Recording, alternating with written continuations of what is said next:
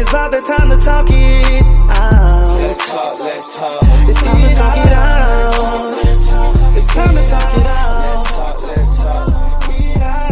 You know it's time to talk it out. Hey, and you are now tuned in to Talk It Out, the Caribbean's favorite Talk It Out show. And I'm your host, the host with the most, your road dog, all the way from the U.S., Chill.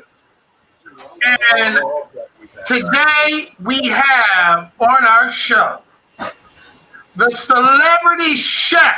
Oh my goodness, her food is so good. Tawana, Devine. Hello, everyone. Welcome. And as you all know, the boss, the incomparable, the boss. I love it. And the great man himself, Hugh. Hey, that's right. Thank you, Chill. And I just saw, I was wondering where Despair was, but here he is. And you know what? The DJ himself. And you know what? I will accept it. It's my fault. Despaire's a little bit behind today. Oh. I sent him the link at the last moment. You know, it's my fault because I've just been so excited about this show today. And Tawana on the, oh my goodness.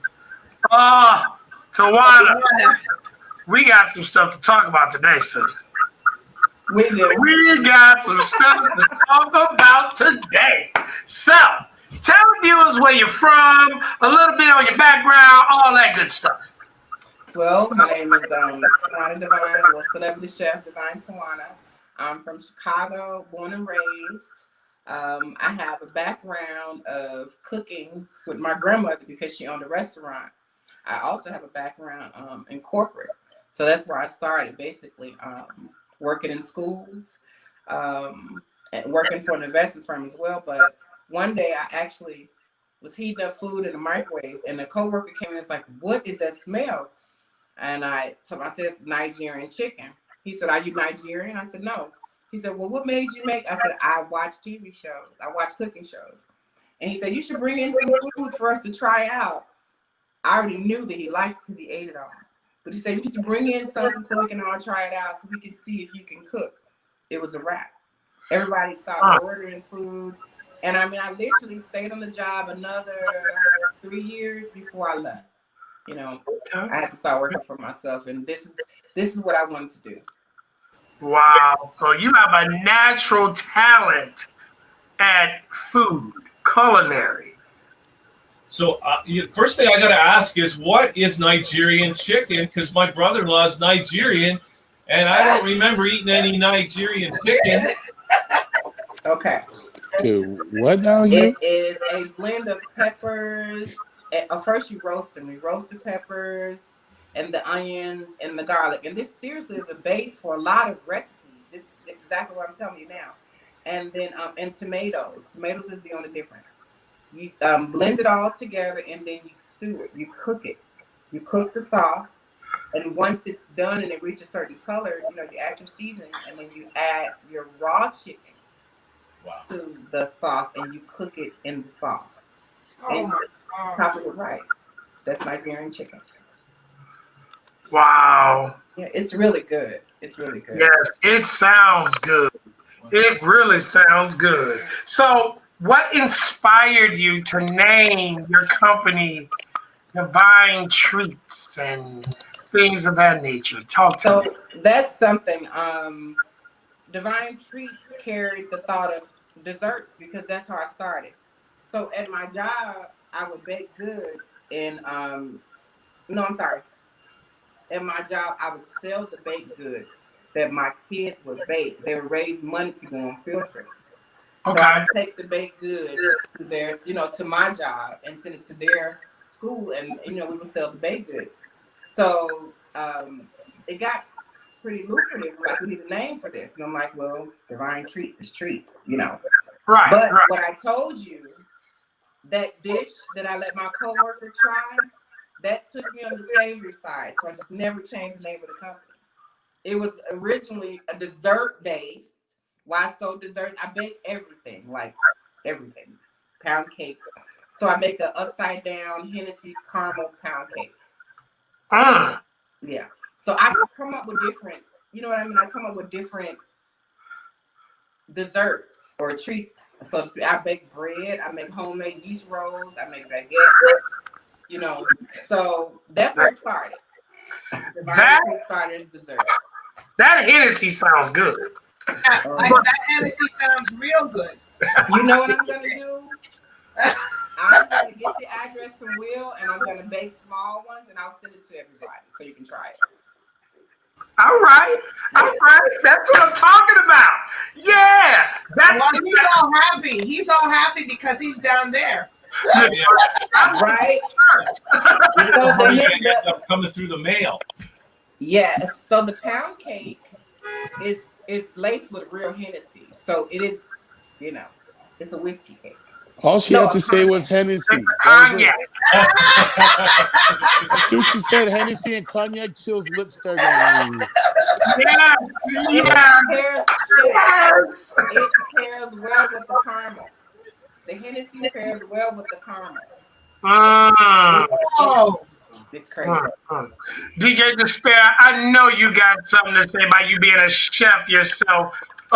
Can you tell us a little bit about what your questions that you may have for your fellow chef here? Well, I want to know, what was your favorite time cooking and what was your worst? Wow. I paused because the reason why I'm cooking is because I'm a widow. My husband died 11/11/11. Before then, I was cooking on a large, like feeding, churches, like thousands of people. So I remember that being pretty much, a happy time. But I remember after he died, I couldn't go in the store. I couldn't. See, I associate cooking with love, I couldn't go in the store. I couldn't put anything in my cart because everything reminded me of him. I'm like, I don't eat this. So by the time I took everything out the cart, it was maybe 2 or 3 things in the cart. And I had realized I had been shopping and caring for my family all these years, and nothing was about me in that cart. So trying to cook with that heavy weight, I couldn't. It took me years after that to actually go in the kitchen and try to cook. I'm just really like, well, I'm airing this out. I never really admit that to anybody. But that was the worst time, trying to cook after his death. But now, I say would be the most happiest time because it's like I have a purpose now. I do meal prep, and I cook according to the person's needs, whether they're diabetic, heart patient, low carb, low sodium. I help to cook to keep people alive, if that makes sense. So my husband, before he died, he had a condition. And I had to do research and match up the food and the minerals and the vitamins and everything with what he needed. And that's how I help. So now is my happiest time because now I feel like there's a purpose with it. Sorry for the long, but yeah. Wow, that is awesome, Tawana. What sort of, who are some of the celebrities that you've worked with and cooked for and stuff like that? Okay. Well, the first person that I have on my list is my godmother, Helen Wooten. She's known as the godmother of entertainment for Chicago. This is her picture. She is Lisa Ray, R. Kelly, Donnell Jones, the Brat. She's their godmother. So I cook for her, I do meal prep for her as well. And she's a diabetic. So I help, to keep her sugars level. There's Roy Ayers, the legendary Roy Ayers. He's had my food as well. He loved my food. Ice Cube, Melissa Morgan, and Mickey Howard. I mentioned they both love my macaroni and cheese. During their interviews, they were looking around the camera saying, "Make sure you put me some of the macaroni. Make sure you save me some." Leon from Waiting to Excel. Scarlett Parks. She has a new single. Check it out. Jamisha Trice. Jamisha, Jamisha Trice. She's Chicago based. She's a recording artist, a teacher, and all that. But she does my meal prep as well. I'm currently the executive celebrity chef for Urban Grind TV and Urban Grind Radio. I cook for several radio personalities, Ramonski Love, 95.1, several. I'm all over the place, guys. And I travel. Have food will travel. That's right. I go where there's a need. Yeah. We smiled when you said Royers because we just had a schooling on Royers recently. Yeah, I was just going to say, who's that? Who's Roy You said who? Did you say who's Roy? Who is See? Roy? No. I found out. Okay. Oh, he know now, right? Hey, open it up again. Hey, just scared. What did we do last time? There he is. Giving that eye. But that's our thing, Tawana. Whenever somebody says something crazy or they should know it, we just look into the camera. There you go. Like what? But you gotta put some stank on it. Right. Put some stank on it. So the boss, I know you got a question for us. Yes, because I can't get to. Can a woman ask a question in this segment? No, right? And you can talk anytime. No one's stopping you. Because real life matters. Right, real life matters.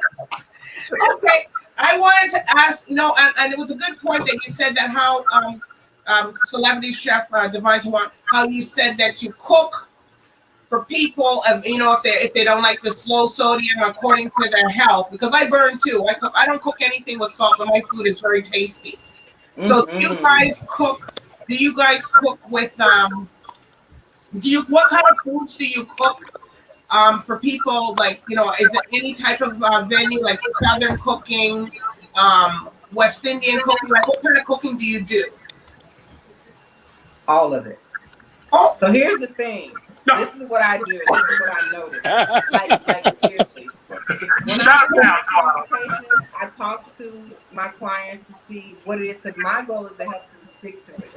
And I know me, I get bored with food, so I don't want a month worth of meals. I don't want 2 weeks worth of meals. So I mix it up. You get an Asian, Mexican, Italian, Nigerian. I mix it up. So you're not like, oh, I'll just have this week. No, you're gonna have different flavors, different cuisines. That way it's exciting to you. It's like a meal prep journey. It's not just, well, I gotta eat to live. You're enjoying the process. You know what I mean? So I'll flavor the food. Just say if I have chicken and cabbage, I can make Asian cabbage, curry cabbage. You know what I mean? Southern cabbage. So I make it. I change up the flavor. but do you have a West Indian background, or are you all American? All American. Oh God! You know I'm asking. That's a competition. I was just asked that last night during the interview. They looked at me and said, "There's something with your hue. You're not." I'm like, well, and then I told them what my DNA background was, and 57% is Congo. There's 18% Asian, and then German. So yeah, I'm not. Wait, does that mean you sent your DNA in to the lab? Did you send your DNA? Ancestry Did you say Congo? Congo, yes. So you are Caribbean. Pretty much. There You see, you go. this is the thing about Americans, right? You guys try to dim it down. It's like you want to go to the Caribbean, but you ain't want to say you're from the Caribbean. it's like I say that a lot. You know what? Don't mess with us, okay? Leave us alone. It would make sense to me though. It's like, how would I have the gift to be able to taste and recognize and duplicate? You know what I mean? Yeah. And execute the dish, and I'm not from there. You know what I mean? Uh-huh. To me, it's just it's not 100% with your hand. It takes place up here. You got to think about it. I think about what it is that I want to cook, and I think about the flavors and the background, and then I think about who I'm cooking for. Well, it's like taking home style cooking and bringing it out into the industry. Yes. Well, So, go ahead. Tawana, can you cook Bajan? That's what I want to know because my background's people from Barbados. So here's the thing. It's a challenge. It's a cooking challenge. I would need to taste an authentic dish and then find out where the market is, where they sell those ingredients, and that's it. Okay. Well, the big dish in Barbados is cuckoo and flying fish. Say that again. Cuckoo. It's called cuckoo, and that's made with okra and cornmeal. Oh, so that sounds so good. Mixed together, and you can have it with any type of fish, like salmon and a sauce. But you come from the land of the flying fish. You gotta eat the flying fish. Well, I want that recipe. Oh, all right. That sounds good. I like to make new things. Oh yeah. So Tawana, tell me, for those out there watching, yes, what would separate you from all of the other chefs and caterers and things of that nature? Someone gets on here and says, you know what? I like that woman. I want to book her for my next event. What would be the deal breaker? Personalized service. I know you hear that, but you're getting the whole package. You're getting her, you're getting me, you're getting my energy, you're getting my positive feedback. I'm working for them. It's not about 100% about the money. It's about making this event memorable. And how is it going to be memorable? If the person that's throwing the event is there, they're happy, stress-free, because they know that they got me taking care of their food. I'm going to make sure that the guest is fine. I'm going to make sure the presentation is perfect. So they'll walk away and say, that food was really good. So-and-so really put on a nice event. I need that caterer's card. I hear that so often. The food was good, but the workers, they was just, not interacting. Just like, I make the whole, you know what I mean? Make it an experience. So they would give me the whole And you personalize the meals themselves. I do. Yeah, I think that's real huge to personalize the meals, And I seriously, I handcraft every menu. I have a general menu, but there's so many things outside of that I do. I rarely go to that menu as a go-to. So I create menus daily, like 18 menus daily, like personal for people. Like, as I get inquiries, I have a questionnaire, and each questionnaire is designed to fit each person. So that's why every menu is different. Okay. Well, I want to hear, you hear me, you see me getting right. I was getting ready here. I'm writing down stuff because I want to hear about that sweet potato recipe that you have with the lemons, right? You. So you know what? And I have tomorrow. I have a tip. Never ever use canned. And I don't know if I'll get X'd out for a sponsor, but never use canned sweet potatoes. No. Yams, never. The real one. Real ones. And you boil them until they're fork tender, then pour the water off. I see people that make sweet potatoes and they leave all the water on it, then they add the sugar and the butter, and it's like sweet potato soup. Pour the water off. Leave you about, about a few tablespoons of water, butter, a little teaspoon of salt, cinnamon. I see you right. Nutmeg. Vanilla flavoring. A half of lemon. A squeezed lemon? Yes. Half of a squeezed lemon. No lemon juice. Squeeze lemon. Squeeze. It makes a difference. Do not, real lemon. And then I believe it's 1 tablespoon of lemon zest. You let it cook down, like once your potatoes are done, all of the ingredients that I mentioned. Oh, I'm sorry. And you have to use a half cup of sugar. White sugar. Well, I think you're going to have to send that recipe to me because I want to get it right. Yeah. Okay. Actually, I'm thinking, the more I just listening, I'm wondering if you have a cookbook. Or should I'm working on a cookbook. I'm working on a series of cookbooks along with the show. I have a cooking show in the making, as well as a series of cookbooks.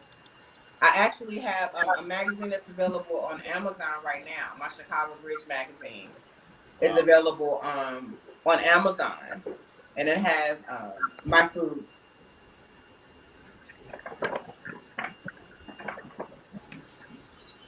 Nice. Wow.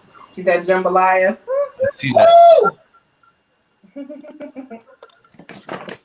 here comes you. All we need is the Nigerian chicken recipe. Absolutely. Absolutely. And you know what? I'll share another trick that I learned watching cooking shows. And the cooking shows that I like to watch are the ones that are where people are from their homeland. And they're showing us how they go in the back. You know, grandma's on the little pot. Oh my gosh. I bet you that food tastes the best because the pot is seasoned, number one. But then they toast. What I noticed is that they toast their seasonings first. You know that? They toast, whether it's salt, pepper, whatever, they toast it because that heat releases the oils. Yeah. And then you grind it down and use it. It's nuts. It's nuts. Well, people don't know that we have here at the studio, we have a kitchen. So we can go. I told Will, I'm there. All right. I'm there. Big kitchen. I travel with my knife. I bring my knife. Yes. And some ingredients. And I'm there. Just got a toaster oven though. We don't have a full blown oven. We're gonna get one though. She's gonna make the range. Let her make the accommodations. I'll be there. Yeah. So, Despair, I saw you had one last question over there. You but Despair. I didn't hear it. I just unmuted back, so I don't know what is going on. No, you're here. We're here now. All right. What I'm just saying is like I can't wait to cook with you. So I can't wait to get out here. This pandemic has got to close down soon. We're gonna be in there with our elbows knocking with the knife. That's beautiful. That's beautiful. You know, let Tawana cook for you, and I probably a lot of people gonna call you up here. Let me cook for you. Wait, that's what it is. Let me cook for you. Yes. There you go. So Tawana, tell everybody your social medias, how they can contact you, things of that nature.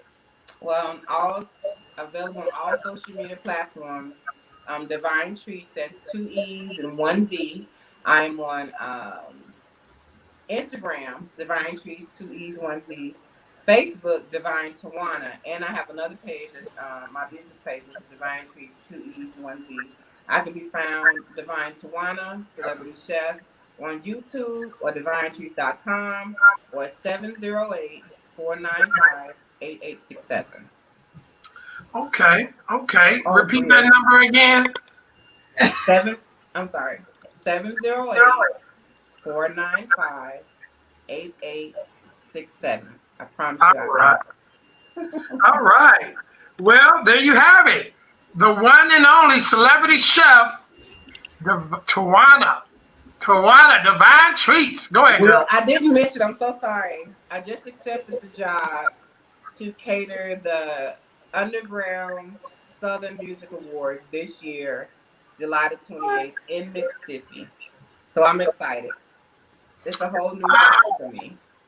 That's an honor. Yeah, that's an honor. Yeah, that is an honor. So congratulations on that. Thank you. Thank you so much. Yeah. Are there any other things coming up that you'd like to let us know before we let you go? Or?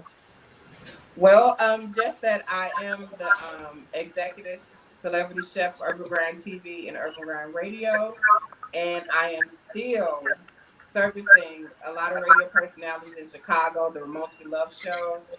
Maze Jackson, I'll be on his show tomorrow. Besides the award ceremony, I do the meal prep.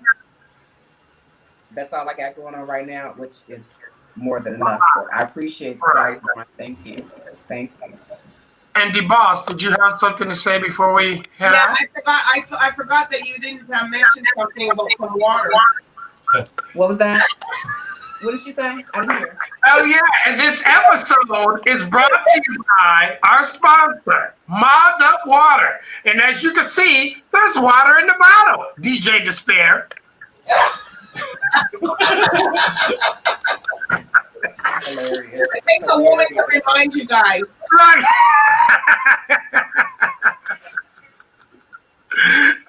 That's twice now you forgot to do something. Look at you. Look at you. Oh man. That's all right. That's all right. I didn't forget to brush my teeth though, Despair. Hey, wow. Wow. Wow. Wow. Wow. Your head's not really that shiny today, though. I had noticed your head's not really that shiny. You trying to grow your hair back? Yeah. I don't know, and we don't know what's going on. We're talking it out here. You know, it's too much information. We love each other. It's all good. We literally talk it out. He needs to comb that beard out, but we literally talking it out. So, with that being said, Tawana, it has been wonderful having you. Thank you. The boss, it's a pleasure. Of course, you already know we love you. Assalamu alaikum, you. And DJ Despair, you are awesome. You are awesome. Just keep brushing your teeth. And so are you. Remember, talk it out. It's about the time to talk it out. Let's talk. It's time to talk it out.